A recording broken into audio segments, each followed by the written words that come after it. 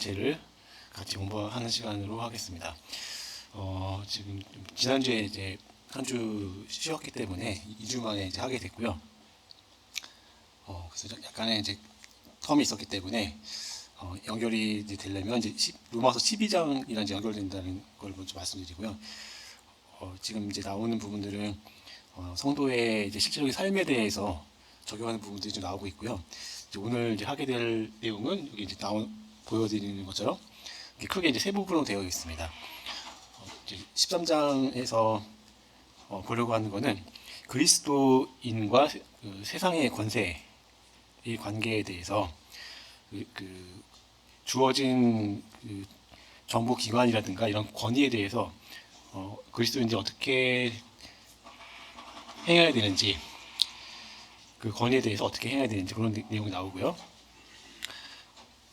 그 다음에 중간 부분에는 율법을 완성하는 사랑, 즉 사랑은 율법을 완성한다라고 하는 내용이 나와 있습니다. 그리고 이제 마지막에는 주님의 재림에 대해서 그 재림의 시기가 좀 가까이 왔고 구원의 때가 가까이 왔다는 것에 대해서 다루고 있습니다. 그래서 크게 이제 세 부분이 되겠고요. 한 20분 정도 잡고 요약을 한번 한 다음에 문제풀이를 하는 시간으로 해보겠습니다. 그래서 이제 로마서 13장이 되겠는데요. 이 13장 내용은 방금 말씀드린 것처럼 이제 그리스도인들이 그 권세를 갖고 있는 사람들, 그 사람들의 권위에 대해서 어떻게 행해야 되고, 또 이런 권세들이 하나님께서 권세를 하나님께서 부여해 주신 것이다 라는 것을 이 13장에서 말씀해 주고 있습니다. 그래서 이 정권을 맡고 있는 그 권력이 공의를 행할 것이라는 그 믿음 하에 그 주어진 권세에 우리 그리스도인들이 두려운 마음을 가지고 또 그 권세를 존경하고 또 해야 될 의무를 다해서 또 세금을 내야 되는 경우에는 납세의 의무도 다 지켜야 되고 이런 부분들이 나와 있고요. 그 말씀에 이어서 이제 율법의 핵심에 대해서 다루면서 우리가 잘 익히 알고 있는 대로 율법은 사랑을 통해서 완성된다고 하는 말씀을 통해서 율법의 완성이 사랑에 의해서 되는 것임을 또 말씀해주고 있습니다. 그리고 이제 마지막에 주님 다시 오심에 대해서 있는데 이제 첫 번째 부분부터 보겠는데요. 이제 13장 1절부터 7절까지 말씀인데 짧긴 하지만 다 읽지는 않고 그냥 이제 길지 않으니까 보시면서 요약을 하도록 하겠습니다. 좀 올려주시면 그 내용이 본문 화면 안 보시더라도 이제 로마서 펴시면 거기 짧아서 오늘 14절까지밖에 없거든요. 1절에서 5절을 먼저 보겠는데요. 이제 권위에 대해서 복종해야 될 의무가 있다라고 이제 말씀하는 내용이거든요. 그러니까 여기서 말씀하는 거는 이제 우리가 볼 수 있는 세상에 있는 권세들, 이 모든 권세들이 하나님으로부터 나왔다라고 하는 말씀을 하고 있습니다. 그래서 이 세상에 있는 어떤 권세를 집행하는 사람들, 이 사람들도 하나님께서 세우신 자들이고, 설사 이럴 수도 있겠죠. 이 세워진 권세라는 게 반드시 그리스도인이 통치할 수 있는 건 아니잖아요. 그러다 보니까 이들이 하나님을 모를 수도 있고요. 또 하나님을 섬기지 않는 사람들이 그 권세자에 있을 수가 있습니다. 그렇다 하더라도 이제 이들을 통해서 하나님께서 원하시는 것은 이제 이 세상이 죄악으로 지금 오염되어 있고 죄악이 넘치고 있는데 그냥 두면은 무질서한 상태로 흘러갈 수밖에 없기 때문에 이제 세상의 질서를 유지하고 또 치안을 감당할 수 있도록 하나님께서 이제 권세를 주셔서 맡겨놓으셨다 하는 내용을 이제 여기 로마서 13장 초반에 말씀하고 있습니다.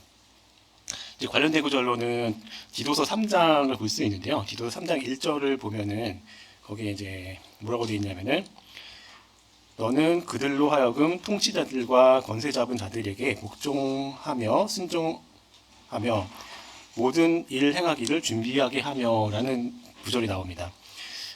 디도서는 이제 잘 아시는 대로 바울 사도가 아끼는 이제 아들과 같은 디도에게 편지를 보낸 건데 디도가 현재 크레타라고 하는 섬에서 이제 목회 활동을 하고 있었고요.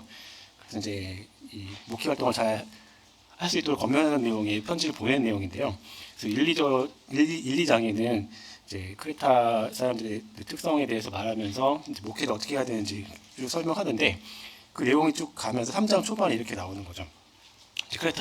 크레타에 있는 성도들에게 너는 말을 해가지고 이 통치자들과 권세 잡은 자들에게 복종하고 순종하도록 그렇게 준비를 시켜라라고 바울 사도가 명령을 써서 편지 보냈습니다. 그래서 이제 항상 뭐 신약이나 구약이나 어디를 봤을 때 어떤 본문 말씀이 있으면은 항상 성경 어딘가에는 짝을 이루는 말씀들이 항상 있는 것을 볼 수가 있는데요. 지금 이제 로마서 13장 초반에 나온 말씀들은 디도서 3장과 이제 연결되는 것을 볼 수가 있겠고요. 또 관련된 구절로는 골로새서 2장 10절 말씀도 볼 수가 있는데요. 골로새서 2장 9절부터 잠깐 보면은 10절까지 읽어보겠습니다. 그 안에는 신성의 모든 충만이 육체로 거하시고 너희도 그 안에서 충만하여졌으니 그는 모든 통치자와 권세의 머리시라 라는 구절이 있습니다. 그래서 우리 주님 예수님께서 모든 통치자의 머리가 되시고 또 모든 권세의 머리가 되신 분이심을 명확히 밝혀주고 있습니다. 그런 권세를 가지신 분께서 또 디도서를 통해서 또 로마서를 통해 가지고 이 권세 잡은 자들에게 복종해야 될 것에 대해서 이제 말씀을 해주고 있는 거죠.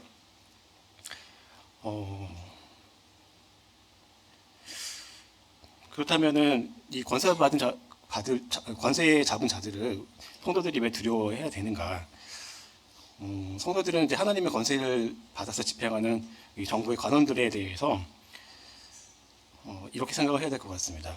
권세가 이제 하나님으로부터 말미암았다라는 것을 우리가 말씀통해서 봤는데, 성도로 부르심을 받은 주님의 백성이 되었다고 해서 세상의 그 권세를 무시한다면은 그거는 하나님이 주신 권세를 우리가 또 무시하게 되는 게 되겠죠. 그렇기 때문에 특별한 경우가 아니라면은 이제 국가 위정자들이라든가 공무원들이 이제 법을 집행할 때 보편적으로 하나님의 법의 원칙에서 크게 벗어나지 않을 것이다라고 이제 생각할 수 있다는 거죠. 물론 이제 그렇지 않은 경우가 있을 수도 있습니다. 이제 그럴 때는 어떻게 하는가? 그건 이제 질문이 나올 수가 있는데요. 이제 그거는 이 문제도 있거든요. 그래서 그때 한번 다뤄보는 게 좋을 것 같고요. 물론 이제 뭐 완전 위협한 법 집행을 하는데 그거를 그러면 그냥 가만둬야 되냐라고 질문할 수 있죠. 그런 경우가 있다라고 하면은 우리 그리스도인들이 그 법을 물론 이제 하나님께서 주신 권세 안에서 복종하고 따라야 하겠지만 뭐 하나님의 말씀에 정면 배치되는 그런 법이라든지 아니면 하나님의 뜻을 그르치는 그런 명령이 있다면은 그때는 우리가 이제 다시 한번 고려를 해볼 수 있다고 생각이 듭니다. 하나님의 말씀을 실천해야 하는데 왜 그것을 막는가라고 지적할 수 있고요. 또 마치 선지자처럼 이렇게 뭐 들고 일어날 수는 없을지 모르겠지만 이제 목소리를 낼 수 있고 또 대처할 수 있다라고 생각이 듭니다. 그게 이제 물론 자칫 잘못해서 뭐 권세에 대한 도전을 하겠다 뭐 이런 뜻으로 이야기 드리는 건 아니고요.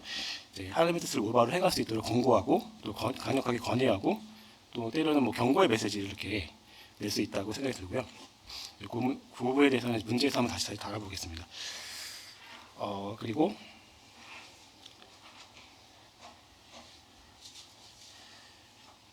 이 본문 말씀 중에 보면은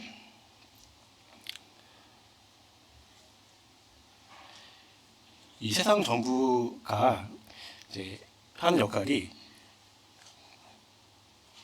선을 행할 때는 칭찬을 하고 그다음에 악을 행했을 때 심판하는 그런 존재로 묘사를 하고 있습니다. 그래서 성도들의 삶이 이 세상 권세에 의해서도 칭찬을 받을 수 있을 만한 그런 행동을 보여주는 그런 삶을 살아야 할 것을 또 교훈해주고 있는데요. 만약에 이 성도들이 세상 속에서 모범이 되지 않는다면은 뭐 그리스도의 복음을 전하는 것은 막힐 수밖에 없을 것입니다. 그래서 세상에서도 모범적으로 살고 또 오히려 세상에서의 칭찬을 듣는 그런 이제 교회와 성도가 되어야겠다라는 것을 이 본문에서 이제 알 수가 있게 됩니다.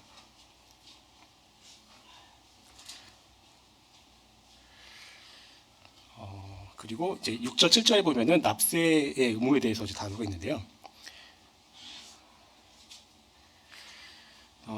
이제 여기 보면은 이제 납세의 의무를 얘기하면서 이제 세금을 이제 내야 될 사람한테 내야 된다라고 말씀하고 있거든요. 6절, 7절에 보면은. 근데 이제 이거를 이제 세금 내는 이유를 생각해 보면 앞에서 이제 하나님께서 이런 권세를 세우셨다라고 했는데 이제 이런 세워진 그 나라들, 대한민국뿐만 아니라 많은 나라들이 있는데 이 나라들이 이제 유지되는 것은 이제 예산을 짜잖아요, 정부에서. 각 나라가. 그게 이제 세금에 의해서 되는 거고요. 그 나라에 세수입이 없다면 이제 그 나라의 통치가 어렵겠죠.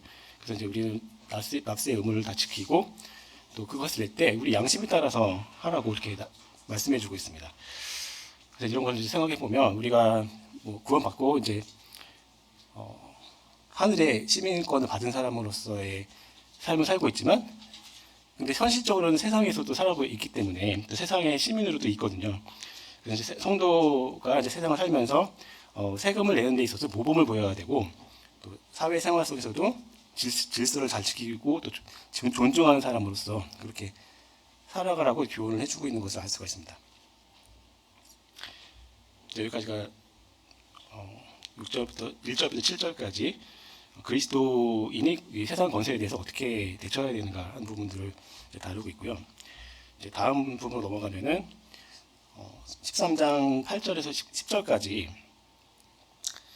사랑이 율법을 완성시킨다는 그 내용이 나와 있습니다. 8절에 보면은 피차 사랑의 빚 외에는 아무에게든지 아무 빚도 지지 말라. 남을 사랑하는 자는 율법을 다 이루었느니라 하는 말씀이 나오고요. 또 10절에도 보면 그러므로 사랑은 율법의 완성이니라 이런 말씀이 나오거든요. 그래서 우리가 자주 듣는 이 말씀 구절이 되겠는데 여기서 이제 사도 바울이 강조하는 것은 성도들 사이에 피차 간에 서로 간에 사랑의 빚 외에는 어떤 빚도 지지 말라라고 이렇게 명령을 하고 있잖아요. 그러면서 이제 사랑을 행하는 자는 모든 율법을 이루었다라고 설명하고 있습니다.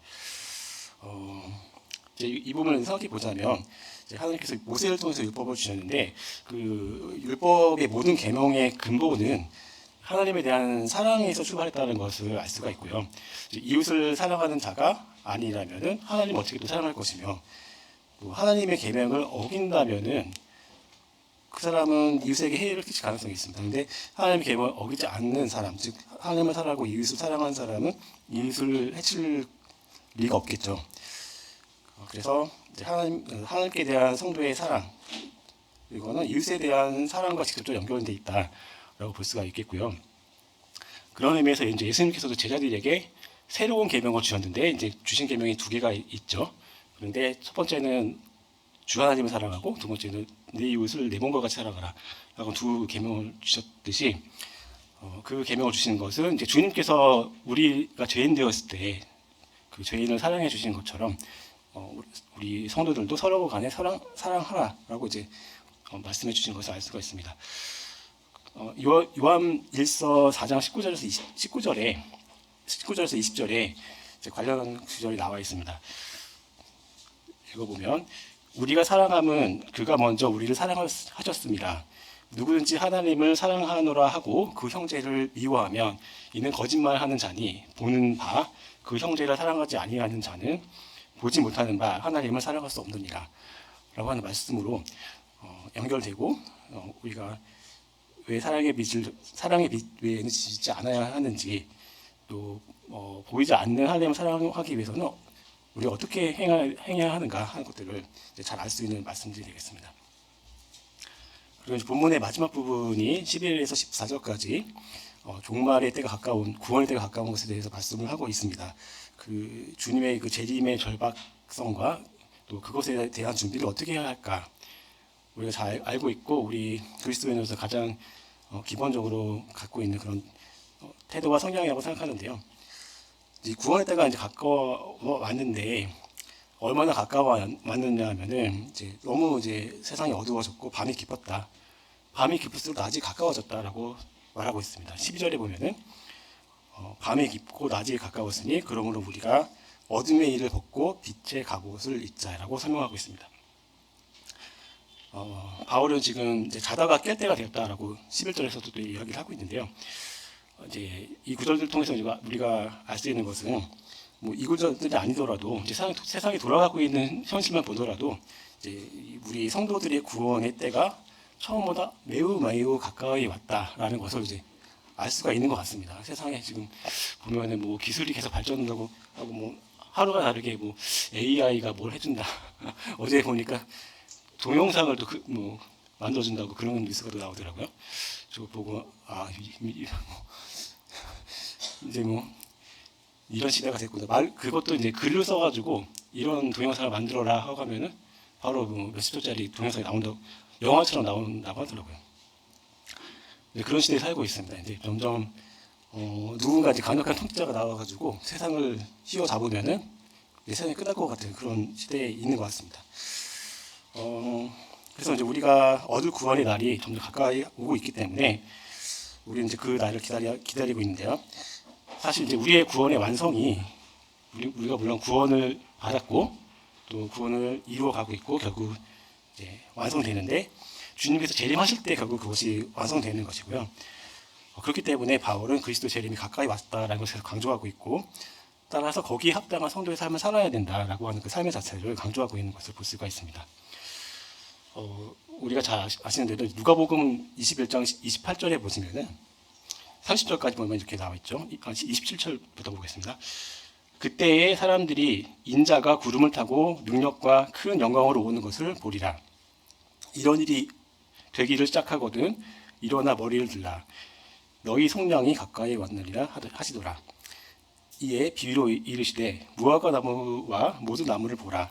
싹이 나면 너희가 보고 여름이 가까운 줄을 자연히 아나니 라는 말씀이거든요.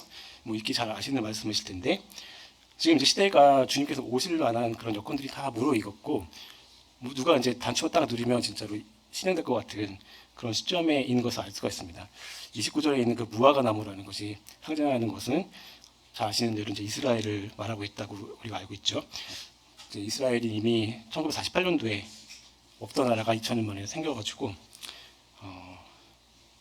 뭐 많이 자랐죠 벌써. 그리고 이제 여름이 가까이 온 것이 보이고 있습니다. 그 지역에서는 또 이미 전쟁이 발생해가지고 아직 종료되지 않고 계속 번져 나가고 있는 상태에 있고요. 또 국제 여건들을 보면 여러 가지 또 전쟁의 소식도 들려오고 있습니다. 하지만 이제 우리가 이제 희망을 갖고 있는 말씀은 베드로전서 4장 7절 말씀이라고 생각이 듭니다. 베드로전서 4장 7절에 보시면 만물의 마지막이 가까이 왔으니 그러므로 너희는 정신을 차리고 근신하여 기도하라 라고 하는 말씀이 있습니다. 그래서 우리가 이제 끝이 가까움을 볼수록 정신을 더 차리고 있어야 되겠고요. 기도에 더 힘쓰는 그런 성도의 모습을 갖고 있어야 하겠습니다. 그러기 위해서 우리가 필요한 게 이제 빛의 갑옷을 입으라고 하는 그 말씀이 되겠는데요. 본문 말씀 12절에 보면은 이제 어둠의 일을 벗고 빛의 갑옷을 입자라고 이야기를 하고 있죠. 또 14절에도 오직 주 예수 그리스도로 옷 입고 라고 말씀하고 있습니다. 그렇다면 이제 빛의 갑옷을 입는다는 것이 무엇일까? 이제 그 부분이 또 문제에 나오니까 그거는 문제에서 다뤄보기로 하고요. 빛의 갑옷을 입었을 때 그렇게 입기 위해서 이제 무엇을 해야 될까 하는 것을 살펴보고 문제로 넘어가야 될 것 같습니다. 관련 구절을 보겠는데 이제 에베소서 5장 15절부터 16절 말씀을 보겠는데요. 빛의 갑옷을 입기 위해서는 우리는 그런즉 너희가 어떻게 행할지를 자세히 주의하여 지혜 없는 자같이 하지 말고 오직 지혜에 있는 자같이 하여 세월을 아끼라. 때가 악하니라. 이 말씀을 통해서 우리가 교훈을 받을 수 있을 것 같다고 생각이 듭니다. 하나만 더 봐야 될 것 같은데요. 그리고 에베소서 4장 24절 말씀도 좀 봐야 될 것 같습니다. 21절부터 24절까지 보겠습니다. 에베소서 4장 21절에 보시면 진리가 예수 안에 있는 것 같이 너희가 참으로 그에게서 듣고 또한 그 안에서 가르침을 받았을진데 너희는 유혹의 욕심을 따라 썩어져가는 구습을 따르는 옛 사람을 벗어버리고 오직 너희의 심령이 새롭게 되어 하나님을 따라 의와 진리의 거룩함으로 지으심을 받은 새 사람을 입으라 하는 말씀이 있습니다. 그래서 이제 빛의 갑옷을 입는다는 것은 이렇게 그리스도와 같이 거룩하게 행할 것을 이제 말씀하고 있는 건데, 그러기 위해서 우리는 이제 하나님을 따라서 의와 진리의 거룩함으로 지으심을 받은 새 사람을 입어야 된다라고 말씀을 하고 있고요. 그것이 우리의 심령에서 이루어지는 것이고, 또 유혹의 욕심을 따라서 썩어져가는 오래된 습관을 벗어버리는 데서 있다라고 이제 말씀해주고 있습니다. 관련 구절 살펴봤고요. 이제 전체적으로 보면 이제 마지막 부분은 구원의 때가 가까이 왔다. 그 절박성에 대해서 이제 이야기를 하는 부분이 되겠습니다. 이제 전체적으로 13장을 세 조각으로 나눠가지고 한번 살펴봤고요. 이제 또 자세한 내용들은 문제 풀이에서도 많이 나올 것 같아서 이제 문제 풀이로 넘어가겠습니다. 문제 풀이에 보시면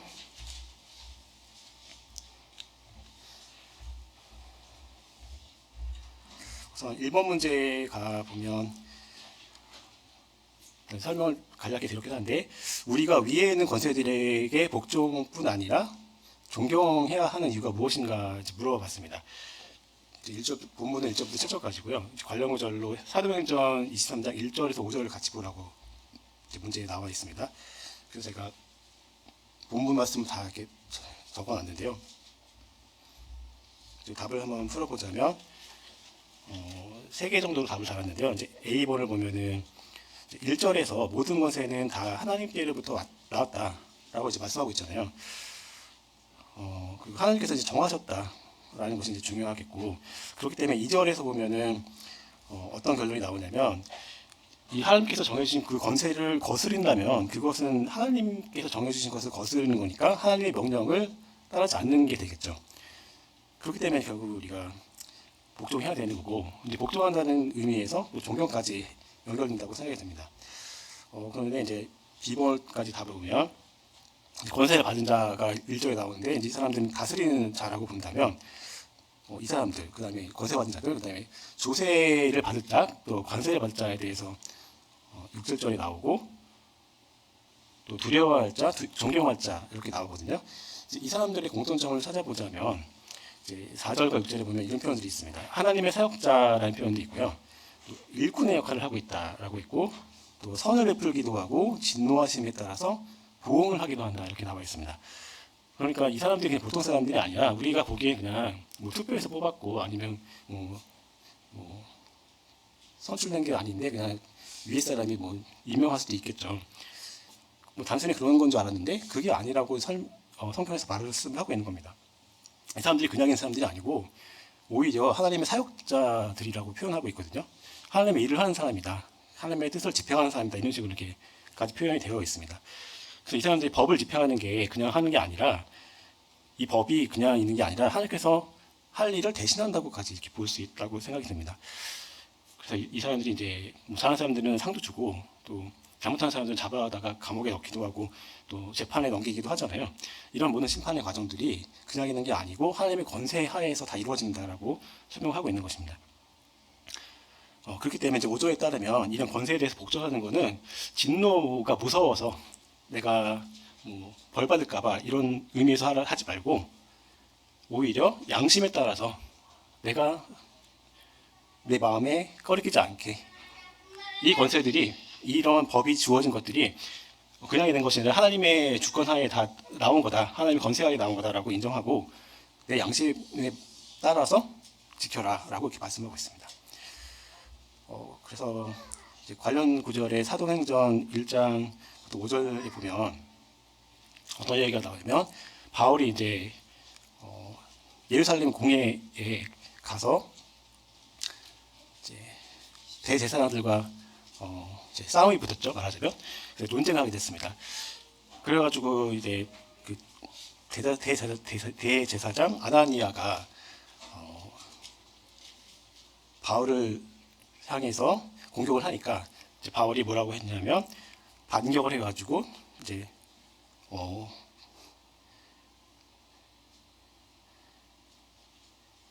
내가 이제 범사의 양심을 따라서 하나님을 섬겼는데 어떻게 나에게 율법을 어기라고 하느냐라는 식으로 이제 반론을 제기하거든요.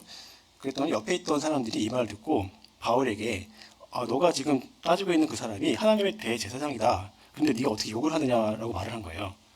이랬을 때 여러분이 만약에 바울의 입장이었다면 어떻게 대처했을까라고 한번 질문해 볼 수 있는데요. 만약에 제가 그 상황이었다면 어떻게 됐을까 생각해 봅니다. 이제 바울이 이야기한 거는 뭐 정당한 반론 제기였다고 생각이 들거든요. 그 사람이 뭐 아나니아가 누군지 몰랐다고 바울이 지금 뒤에서 얘기하는데요. 몰랐다 하더라도 이제 정당한 반론 제기했는데 그럼에도 불구하고 이 사람이 대제사장이었다는 걸 들으니까 바울이 그거에 대해서 수긍을 하고 내가 몰라서 그랬다라고 답을 하더라고요. 5절에 보면 바울이 이르되 형제들아 나는 그가 대제사장인 줄 알지 못하노라라고 하면서 기록하였을 때 너의 백성의 관리를 비방하지 말라 하느니라 하는 그 구약의 말씀을 인용합니다. 출애굽기 22장 28절에 있는 이런 걸 보면은 아무리 정당하다 할지라도 내 말이 맞지만 그렇다 할지라도 이 사람이 하나님께서 세워주신 그 권세면은 거기에 이제 따르겠다는 그 자세를 보여주고 있는 거죠. 그래서 바울조차도 하나님이 세우신 권세에 대해서 아무리 정당하다 할지라도 자기가 먼저 순응하고 이제 그것을 따르는 그 모습을 보여주고 있습니다.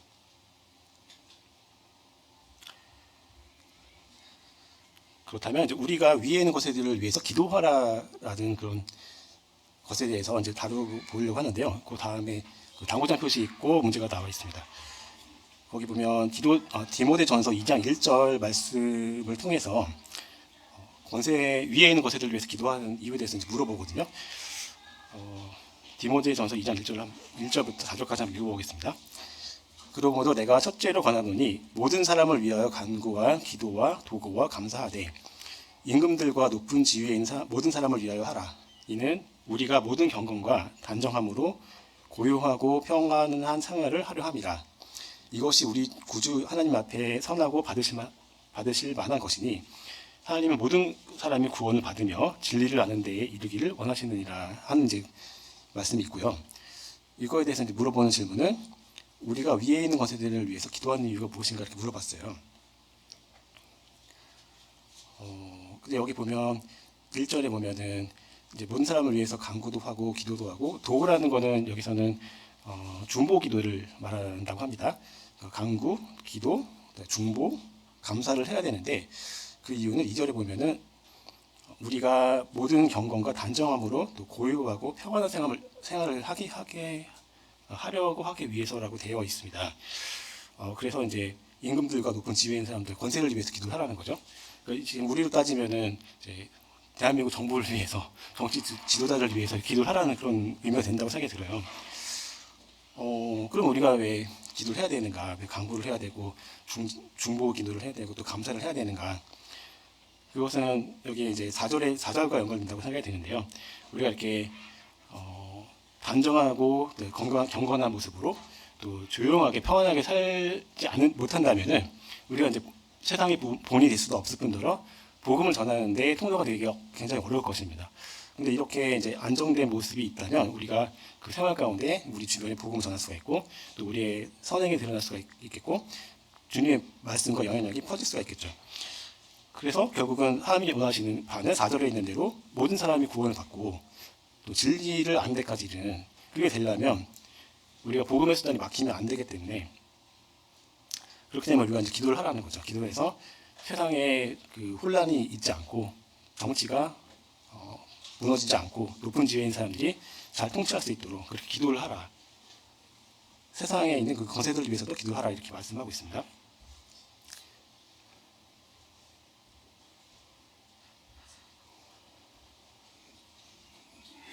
그 다음에 문제 2번으로 넘어가고 있습니다. 문제 2번은 하나님께서 당신 위에 세우신 권위에 복종하지 않아도 되는 경우는 언제인가? 그리고 관련 문제 3, 4절인데요. 지금 앞에서 계속 설명드린 거는 이제 권세에 복종하라고 했는데 거기에 또 반대로 복종하지 않아도 되는 경우가 있는 것인가 이렇게 물어봤잖아요.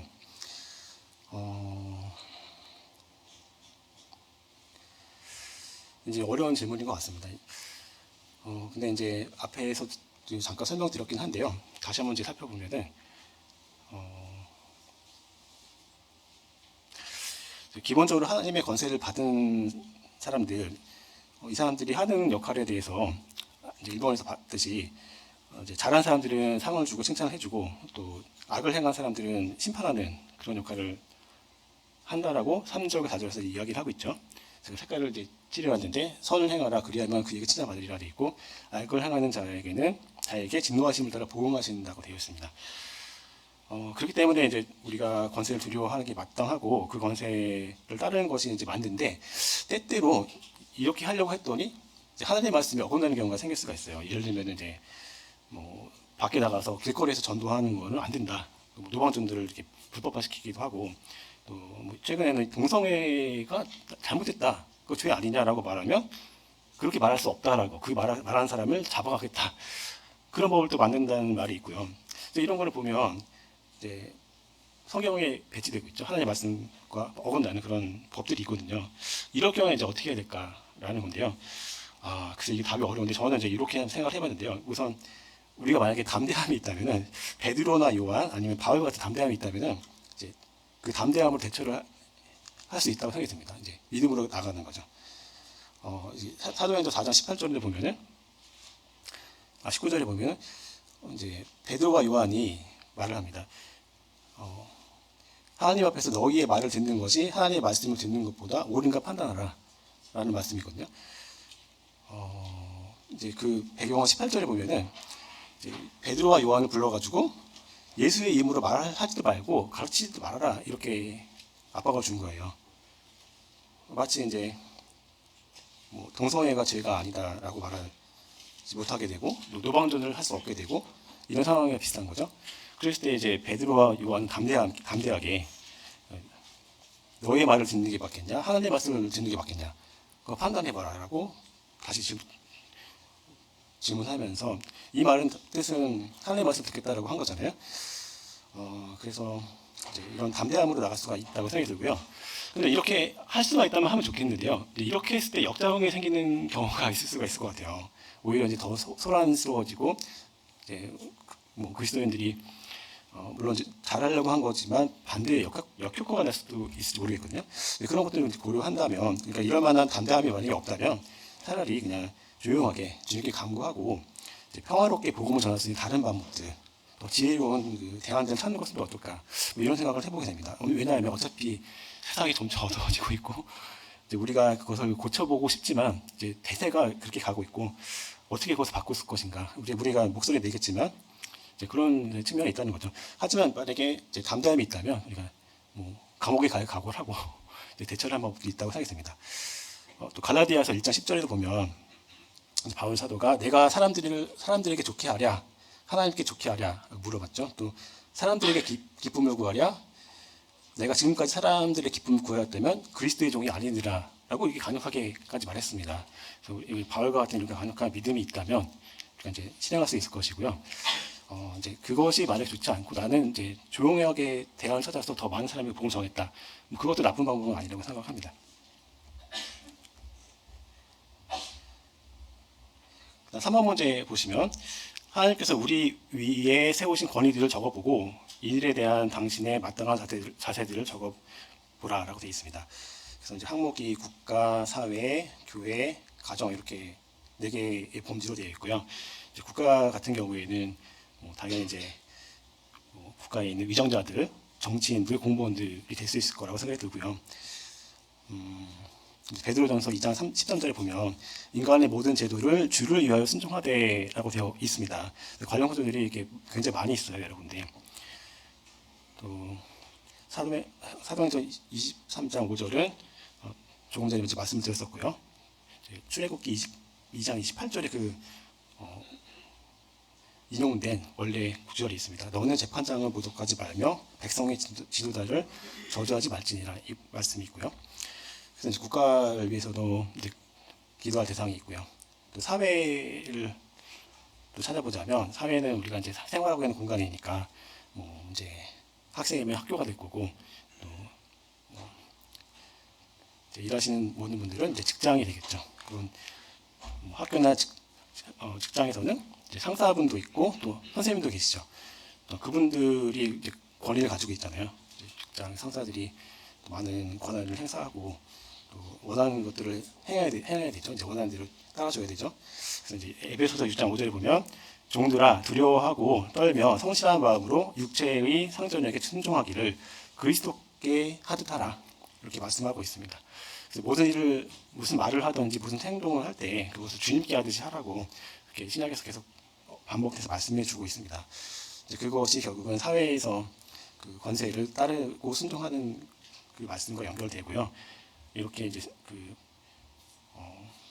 사회에서도 우리는 이제 권세를 따를 수가 있습니다. 또 교회로 또 범위를 이제 넓혀보면 뭐 교회는 이제 성도님들 계시고 교사도 있고 뭐 집사님들, 장로님들 계신데 이 성도들 간에 또 교사들 간에 집사님들 간에 장로님들 간에 또는 뭐 전체 다 간에 이제 서로 간에 다툼이 없이 가야 맞겠고요. 물론 이제 뭐 베드로전서 5장 5절에 보면은 이제 젊은 자들이 장로들은 이제 연세가 있으신 분들을 보통 이제 장로라고 한다고 하니까 이제 장로들에게 이제 순종하라는 말씀이 있고요. 또 서로 간에 겸손으로 허리를 동일하라는 말씀도 있습니다. 그리고 이제 갈라디아서 5장 13절이나 에베소서 5장 21절을 보면은 이제 서로 간에 이제 자유가 있지만 그 자유를 아무렇게 사용하는 게 아니라 이제 오직 서로 간에 이제 사랑으로 종로로 타기 위해서 그 자유를 사용해라 라고까지 이제 말씀을 하고 있습니다. 그래서 이제 뭐 내가 어떤 직분을 갖고 있건 뭐 장로가 됐건 뭐 집사가 됐건 아니면 그냥 뭐 성도로서 다른 은사를 섬긴다 할지라도 그런 게 중요한 게 아니고 이제 서로 간에 피차 경외함으로 그리스도께 하듯이 복종하라고 이제 에베소서에서 말씀하고 있습니다. 그 말씀이 결국은 이제 장로님들에게는 이제 젊은 사람들이 순종하라는 말씀도 있지만 이제 서로 간에 다툼 없이 가는 게 이제 중요할 것 같습니다. 그리고 가정으로 또 확대해 보면은 부모 자식 간도 있을 거고 또 부부간도 있을 텐데요. 이제 그 예문은 관련 구절은 에베소 6장 1절만 지금 들어가 있는데요. 부모 자식 간에 보면은 자녀들이 주 안에서 너희 부모에게 순종하라라고 하는 말씀, 그 말씀이 나와 있습니다. 그래서 아버지와 어머니를 공경하는 것, 그게 이제 가정에서의 권세에 대한 또 권위에 대한 순종의 말씀이 되겠습니다. 또 부부간에도 이제 말씀이 있죠. 이제 아내는 이제 남편을 뭐 순종해야 되고 또 반대로 이제 남편은 아내를 사랑하기를 그리스도가 교회를 사랑하는 듯이 그렇게 사랑해야 된다고 말씀해주고 있습니다. 4번 문제로 넘어갈게요. 4번은 이제 세금에 대한 그리스도의 자세에 대해서 물어보고 있는데요. 이렇게 앞에서 계속 다뤘던 이야기가 되겠고요. 이제 로마서 13장 5절에 보면은 그렇기 때문에 복종하지 아니할 수 없다. 즉 앞에서 보면은 하나님께서 주신 권세이기 때문에 존경해야 되고 복종해야 된다 그 말씀이고요. 그렇기 때문에 이제 모든 자에게 줄 사람에는 주고 뭐 그 사람이 조세를 받는 사람이면은 이제 세금도 내고 뭐 세금 포탈하지 말고 관세를 낸 사람이면 관세 내고 이렇게 말씀하고 있습니다.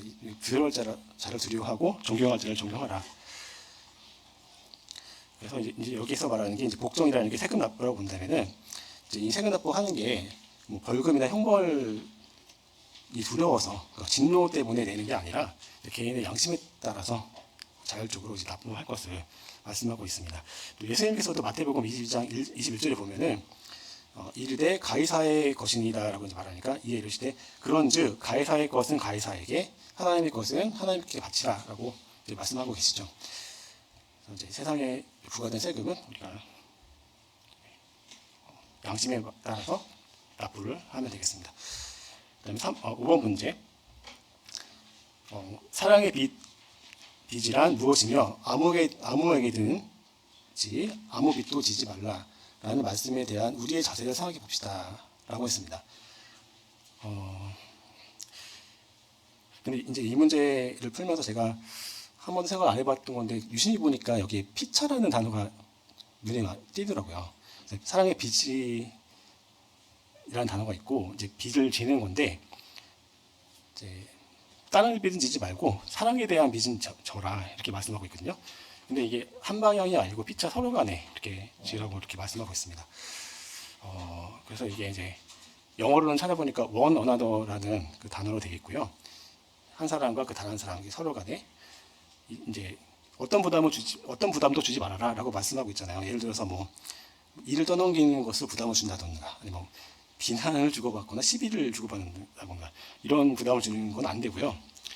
사랑의 빚이라면 그것은 서로 간에 주고받아라 이렇게 말씀하고 있습니다. 그런데 서로 간이라는 말을 제가 생각해 보면 이제 빚을 진다는 것은 빌려가지고 쓰는 건 거잖아요. 뭐 내가 돈을 빌렸다라고 하면은 뭐 현금 뭐 100만 원을 빌려다가 가져다 쓰는 건데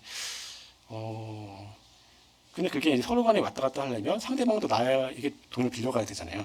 왔다 갔다 하려면. 그런 것처럼 사랑도 빚이 갔다가 또 왔다가 이렇게 해야 되는 것 같아요. 근데 그게 이제 원활하게 되면 좋을 텐데 좀 막히는 경우도 있는 것 같습니다. 제가 생각해 보기에는 예를 들어서 이제 내가 다른 성도에게 사랑을 받는 게 큰 부담처럼 느껴진다. 뭐 그런 경우도 혹시 있을지 모르겠어요. 왜냐하면 이제 내가 사랑을 베푸려면은 이제 큰 부담으로 느껴지지 않아야 되는데 이제 이 사랑의 빚이라는 게 나는 사랑의 빚도 지고 싶지도 않고 갚고 싶지도 않아. 그냥 교류하고 싶지 않아. 뭐 이럴 수도 있잖아요. 또 아니면은 너무 큰 빚을 지면은 갚기 힘들잖아요. 내가 이렇게 큰 사랑을 받으면 어떻게 갚지? 뭐 이런 생각이 들 수도 있고요.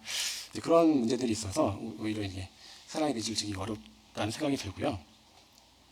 근데 그런 생각은 좀 그래도 이제 좀 버릴 수 있다면 나는 갚기 싫고 뭐 빌리고 주고받고 싶지 않아서 뭐 그거보다는 내가 이제 나에게 사랑을 베푸는 사람에게 내가 받아주고 또 나의 사랑을 베풀고 이게 오고 갈 수 있다면 참 좋을 것 같습니다.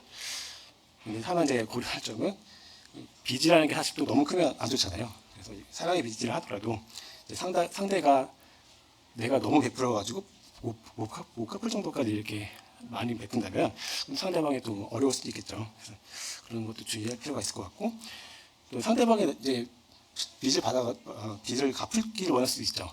상대가 나에게 빚을 갚으려고 하는데 그 기회를 안 주면 또 상대가 또 상처받을 수도 있겠죠. 이런 것들도 뭐 고려할 부분이 아닐까 그런 생각을 해봤습니다. 6번 문제는 사랑의 율법이 완성이 될 수 있는 이유는 무엇인가라고 했는데요. 뭐 다 아시는 내용이기 때문에 이제 간략히 설명하면 사랑은 하나님과 이웃에게 악을 행하지 않는 것이기 때문에 결국 이제 율법이 원하는 바를 이룰 수 있다라고 생각이 들고요. 마태복음 22장 40절에 보면은 이제 이 두 계명이 온 율법과 선지자의 강령이니라라고 되어 있고요. 이 두 계명은 첫 번째 것은 주 너의 하나님을 사랑하라라고 하는 거고요. 두 번째 거는 내 이웃을 내 자신과 같이 사랑하라. 이 두 계명이거든요. 그러니까 하나님에 대한 사랑, 그다음에 이웃에 대한 사랑 두 가지인데 이 두 가지가 40절에 보면 율법과 선지자의 강령이라고 되어 있죠. 그래서 이게 이제 강령이란 말 자체가 좀 어렵다 보니까 무슨 말인가 하실 수 있는데 율법과 선지자라는 거는 율법서와 선지서, 그러니까 결국 성경 말씀을 얘기하는 거고요. 이 성경 말씀의 강령이라는 거는 큰 줄거리, 또 일의 근간 이란 뜻을 갖고 있습니다. 다른 의미를 해석하면 율법과 선지서들이 이 두 가지 계명을 지키는 것에 달려 있다라는 표현이 되겠고요. 영어 표현에도 행이라는 단어를 써가지고 달려 있다라고 이렇게 되어 있습니다. 그래서 그만큼 중요하다는 거죠. 이 신구약에 있는 이 말씀들이 이루어지려면은 이 두 계명이 달렸다라고까지 말을 하고 있습니다. 그래서 사랑의 실천이야말로 율법의 완성이다라고 정리를 할 수가 있을 것 같습니다. 다음 7번 문제로 넘어가겠습니다. 7번에 본문은 밤이 깊고 낮이 가까워지고 있는 이때에 우리에게 어떠한 자세를 요구하고 있는가라고 물어봤습니다.